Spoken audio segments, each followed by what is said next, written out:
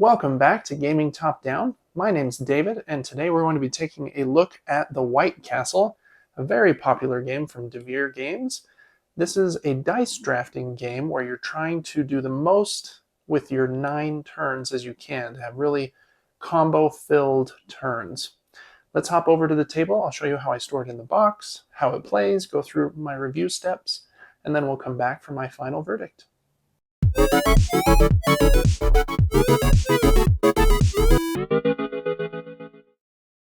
Okay, first up, I talk about how I store the game. I know that Devere's medium box games have gotten a little heat for being hard to fit back in their box, but I didn't have too much trouble with this one. I try to keep the rulebook on top when I can. I did throw away the extra 4 rulebook, so that might be helping me a little bit. I have a baggie for all of the variability tiles. You use all of the tiny ones and half of these big ones. So having them in one bag is kind of nice. A baggie for the currency, the 1 and 5 value coins and the seals. Then a baggie for each player color. Very simple. Green, red, blue, and yellow. And then I just store this in there by itself. It could go in a bag if you wanted it to, but a bag for the cards. These are all the cards that are used in a multiplayer game that go on the board. I didn't sleeve them in this case, just again, kind of trying to be careful with my storage space. And these cards aren't held in your hand. They're just on the board, and at some points in the game, you might take one and set it next to your player board. So not a ton of worry of wear from hands. You do shuffle them at the beginning of the game, but you can be careful with that, and I think they're okay unsleeved. Then we've got a baggie for the solo cards and a baggie for the 4 player aid cards. After that, it's pretty simple. I have the 3 bridges just stored right here. I actually really like the bridges. We'll talk more about them in a minute. Then the 4 player boards upside down here, kind of covering up part of the dice.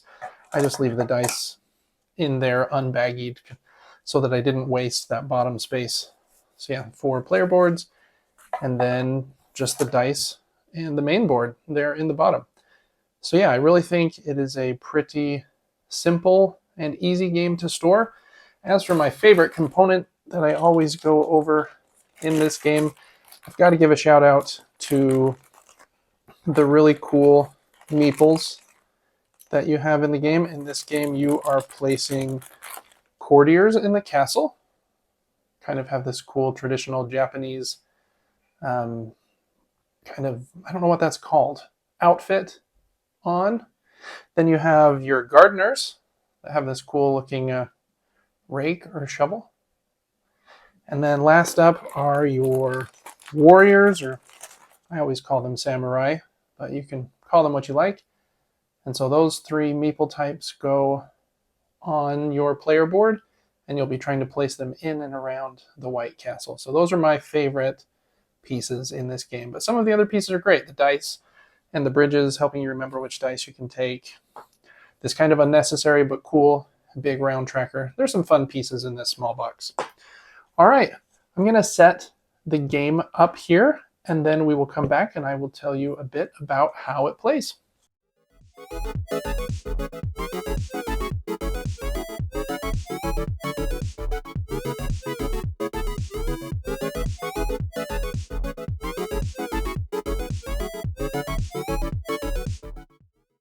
All right, this is the game all set up with only my green pieces on the board, just so that I can show you how the game plays. The point of the game is to get the most influence points in the White Castle. That's tracked at the top here at this on the points tracker. And you can get points a few different ways. The main action you're going to take on your turn is over here related to these 3 bridges. So on your turn, you're going to draft a die and then place it somewhere that there is a die symbol. There's dice symbols kind of all over the board and on your individual player board that I'll show you in a moment.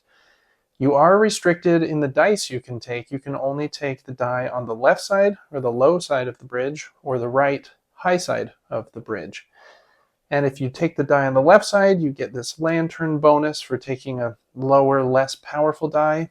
And then obviously the higher dice are just themselves more powerful. So you're going to start your turn by taking a die, placing it somewhere, and then doing some things in order to get points.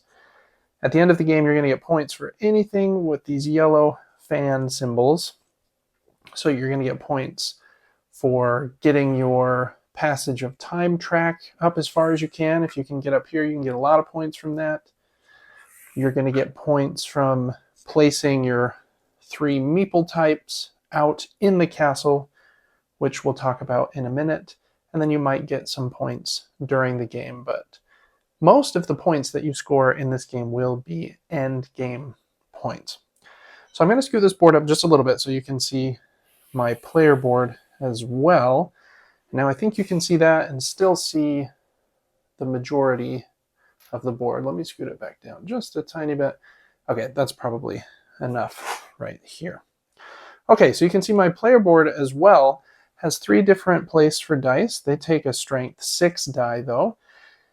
And then next to those dice are my 5 meeples of the different types, the samurai, the gardeners, and the courtiers. So the goal is to get as many points, obviously, like I said, from your different meeples. Your samurai want to be over here in the training grounds. There's 3 spots that they can go there. It costs steel or iron, I can't remember which, it's probably iron, to place them out there. Your gardeners want to be over here by the bridges. They will be placed on one of these 6 cards next to the bridge, and it costs rice to place them there. You're going to keep track of your rice, iron, and mother of pearl resources here on these 3 tracks. And then the last one are the courtiers, who want to get as far up the White Castle as they can. They start here at the gate, and then you can move them up by paying pearls. You have to pay 2 coins to get them to the gate, and then with that action you can also move a courtier up either 1 or 2 spots by paying 2 or 5 pearls. So those are the 3 meeple types, and you get a lot of points from them. You can see like a gardener here is 9 points, gardener here is 5, 7. A courtier at the gate is 1 point, first level's 3, 6, then 10, which is a lot of points. And then the samurais, they get points multiplied by this number by the number of courtiers you have in the castle, not counting at the front gate. So if I was able to get a lot of samurai and courtiers out, that could be a big kind of multiplier score there. So you want to kind of decide which path you want to take. Am I just going to go for as many gardeners as I can to get these bonus actions and get the points on the cards? Or try to get the courtiers up in the castle paired with the samurai? So let me show you how those might work. If I wanted to place this courtier at the castle, like I mentioned, I would, well, really quick, let me start with something else. At the beginning of the game, you're going to choose a pair of cards. One of the cards is going to have one of the 3 main action symbols on it to place a gardener, place a courtier at the castle, or place a samurai in the training grounds. And you're going to place that card right here. And anytime you place a die on your board, you're going to get everything that you have uncovered in that row, and then you can activate the card that you have here. The other card is going to dictate your starting resources, and then you'll flip it upside down, and it will go down here in your lantern spot. And anytime you get this lantern bonus, which could be printed some different places on the board, or the cards that are here in the castle, or you also get anytime you take the low die from the bridges, you get to activate your lantern and get everything that is shown in this row here. Eventually you might have more and more and more cards there so that your lantern action becomes more valuable. So back to the courtiers. If I paid 2 coins, well, let's see, let me take a die actually to show you an actual example. So if I took this black die, for example, and I placed it right here, this spot requires a value 4 die. Since I overpaid, I would get 2 coins back from the general supply for placing that there. So I get 2 coins. I won't get the lantern because I took the die from the high side of the bridge. This one would fill that spot in. Then I can activate any sections of that room of the castle where the color of the die matches the color that I placed.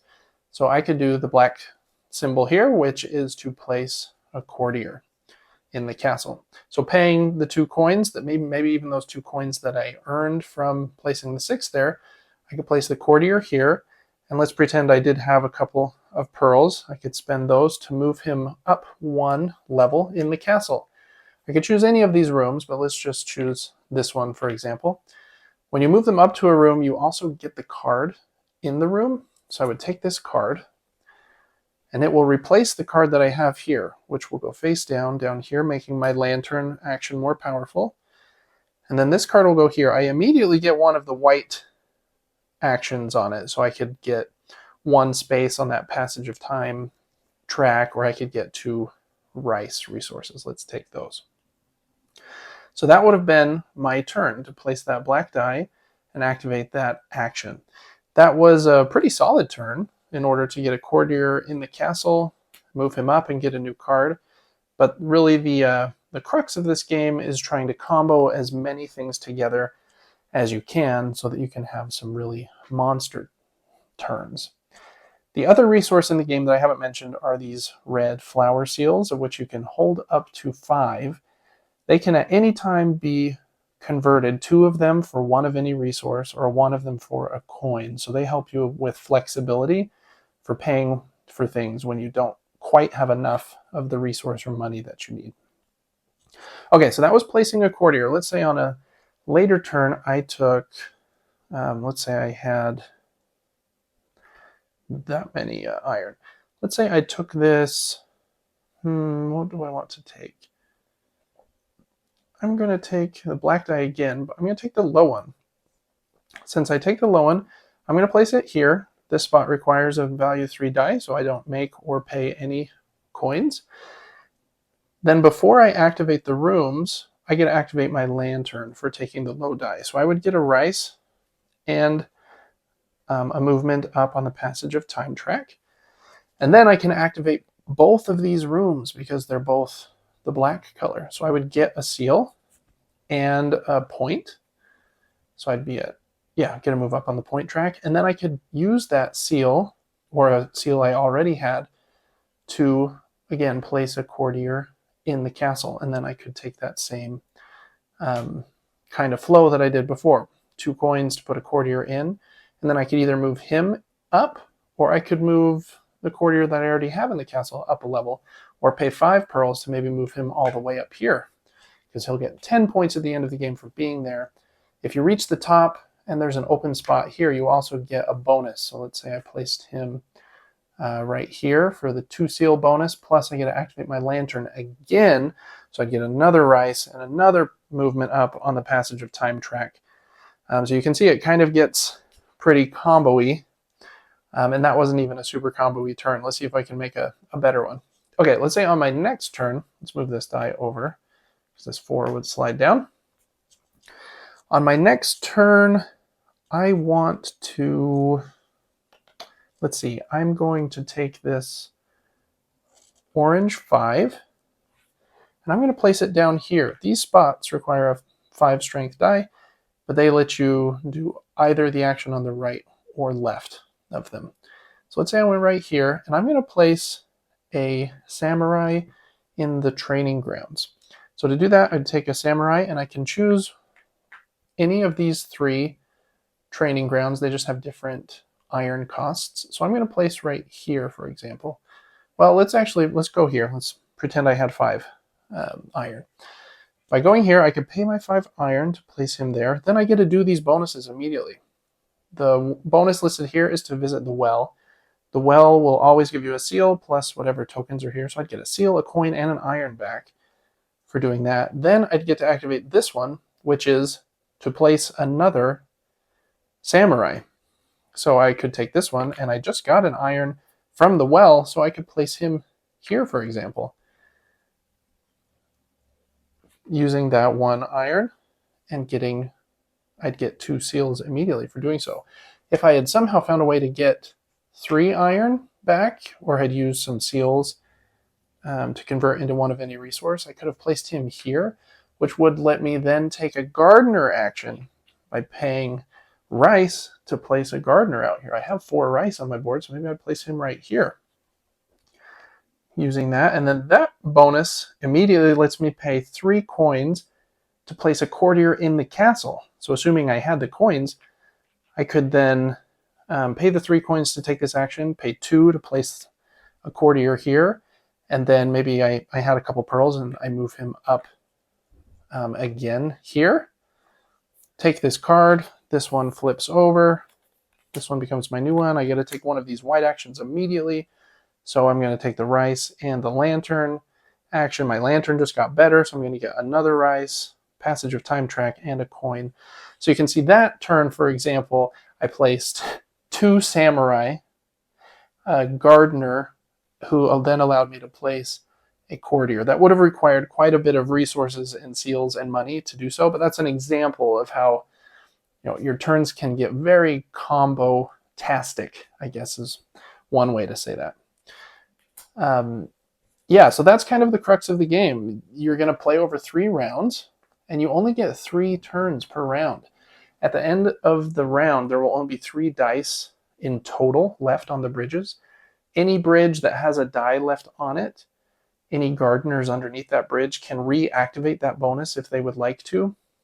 Actually, that's just at the end of the first and second round, but you can reactivate that bonus. So since I was here, if there had been 1 die left on this bridge, I could pay 3 more coins to put another courtier out.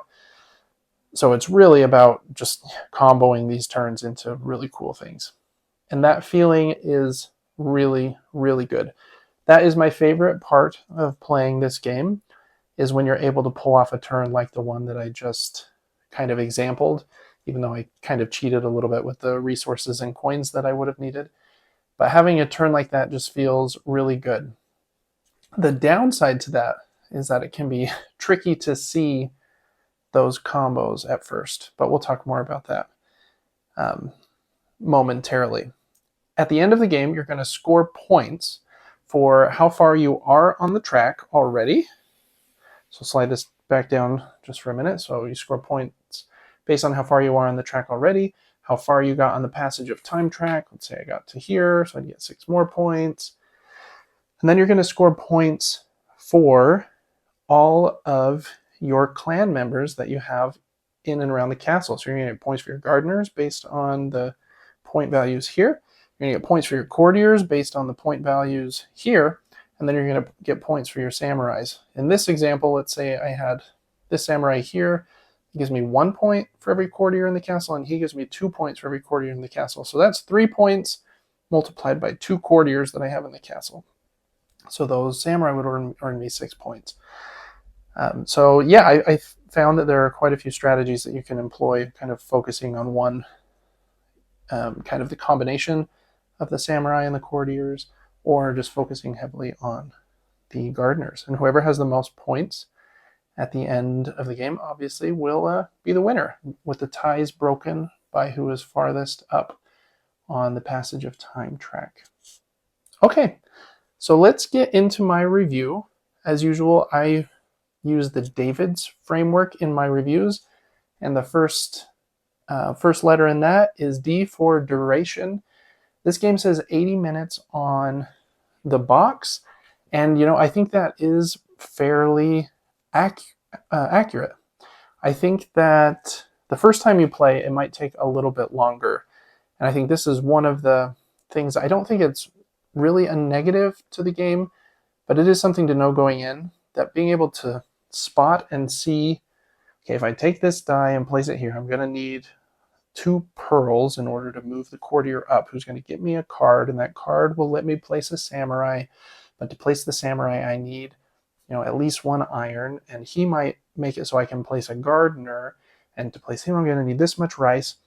That puzzle of figuring out and being able to see the combos a couple of turns in advance is a little bit tricky.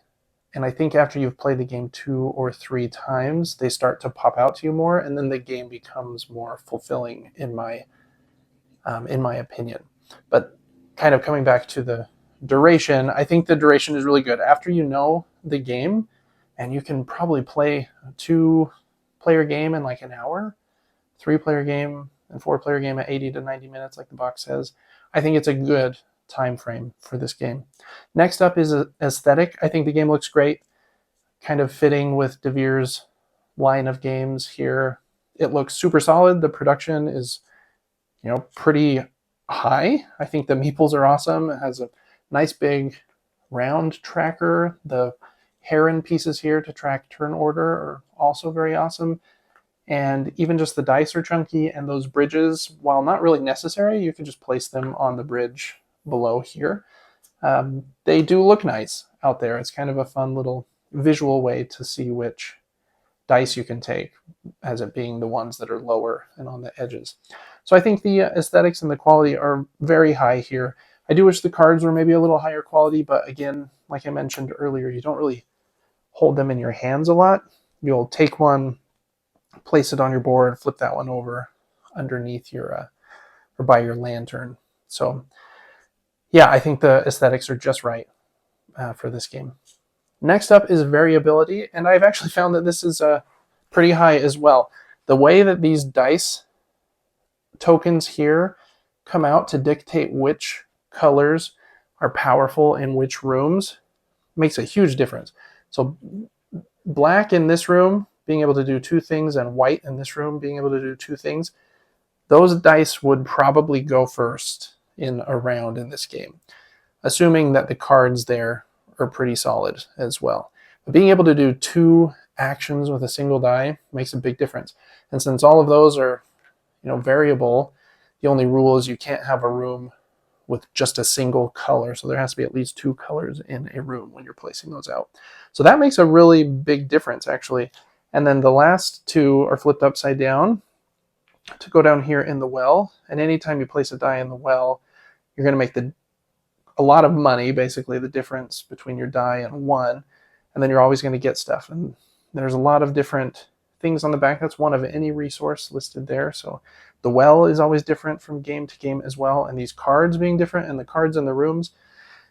So while I don't think, like strategy-wise, I don't think the variability is incredibly high, as far as the game feel and where dice are impactful and which rooms are more powerful does vary quite a bit from game to game.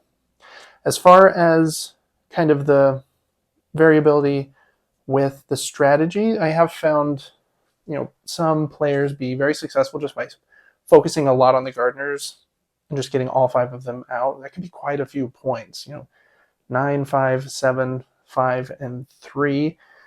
What's that? 10, 19, 22. That's 29 points just in gardeners, whereas it takes a little more thought to get that many points sometimes with the courtiers and the samurais, because you need the courtiers in the castle, which costs at least 2 pearls and 2 coins, and then you need the iron to get the samurais out as well. But focusing on that combination and how those points kind of multiply together can also be worth a lot. So those seem to be the 2 kind of competing strategies that we found at this point. I'm sure with more plays we'll be able to see some more variability, but as far as the strategy is concerned. All right, for innovative, I don't think this game is incredibly innovative. It's basically dice drafting, which is something I really enjoy. Some of my favorite games, like Pulsar 2849, is a dice drafting game that does dice drafting really well. And I think this one does it very well too. Sometimes I really want the low die just so I can activate the lantern. And so I like that it incentivizes that as well, that you're not always just going after 6s, even though the 6s are very, very nice. And I don't think it's like incredibly innovative, but I like the mesh of dice drafting with trying to figure out the puzzle of the combos to have the best 9 turns that you can. It just comes together in a really good way. So while I wouldn't call it innovative, I would call it very satisfying in this category. Okay, next up is the decision space. Is the gameplay itself? Definitely not. This is one where you really, have to be on your A game in order to pull off those combo-y turns, or else you're going to lose by by a lot. So I do think this is, it's a medium weight game. Someone that's going to play this needs to be ready for that. And it does take a bit of thinking in order to, have the best game possible. And I don't even think I've scored very much yet. I think my high score is probably around 50. We had someone score in the 60s, but I know this point token has a 40 plus and an 80 plus side. So that 80 plus has just been tantalizing me. Like, how am I going to get over 80 points? That's a lot of points in this game. But I'm sure with more plays, as you're able to better see the combos, that hopefully becomes easier. So yeah, I think the decision space is really good. Like I mentioned, I do want to see if there are more strategies that can be employed. It really kind of has felt at this point like a race to get your meeples out. It's a fun race, and the way that you can combo, like I again showed in that example, placing 2, 3, maybe even 4 of your clan members out in a single turn is really, really awesome. All right, and then last up for smoothness, I think the game is very smooth. It's basically take a die and place it somewhere, and then do everything that is that color at that location. That might combo into a lot of other things, but the iconography is really clear, and that framework of take a die and do everything there works really well because the illustration work and everything is really clear. And so you can follow it through, with not too much thought or struggle. It does take a few minutes to teach, 10, 15 minutes, just because there is a lot to learn. You need to teach all 3 of the major action symbols, where you might see them, how the this flower seals can convert into resources, how the point scoring with the samurai works is probably the most confusing of the scoring options. So there's a little bit to teach here, but in a medium weight game that it seems about at the right level. Nothing here is too crazy. I think it plays very smoothly for a dice drafting game. All right, that is my David's review. As you can tell, I like the game quite a bit. Let's hop back up above the table and I'll give you my final verdict on the White Castle. Okay, time for my final score. I really like the White Castle by Devere. I think that it is a very, very solid, combo-tastic dice drafting game. My only negatives with this game are that I think it takes a couple of games for new players to get into the groove where they will start to see those combos, because they are pretty difficult to spot. I mean, they're not incredibly difficult to spot, but they're difficult to plan for, with needing the appropriate amount of iron, rice, and pearls, and coins, and seals to pull them off. And so tracking all of those resources along with the color of the die you're going to place and what that's going to trigger, and if that's going to trigger something on your main board, and then kind of following that flow all the way through to completion is very satisfying. I think that's the best part of the game, but I think it takes a game or two for people to get into. So I think that is that's not a negative per se, because most medium weight Euro games are better like the second or third time you play them. But I think that is kind of the difference I found between something like this and Sand, which I really liked, their latest game, Devere's.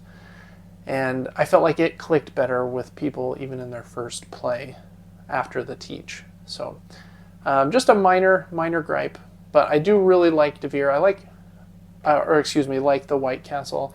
I think I like Sand just a slightly better, and so I'm going to be giving the White Castle an 8.5 out of 10, which here at Gaming Top Down is a gold trophy for a great game. Thanks so much for watching this review. Make sure to check out the other content I have here on Gaming Top Down's YouTube channel, and I will see you on the next one. Bye.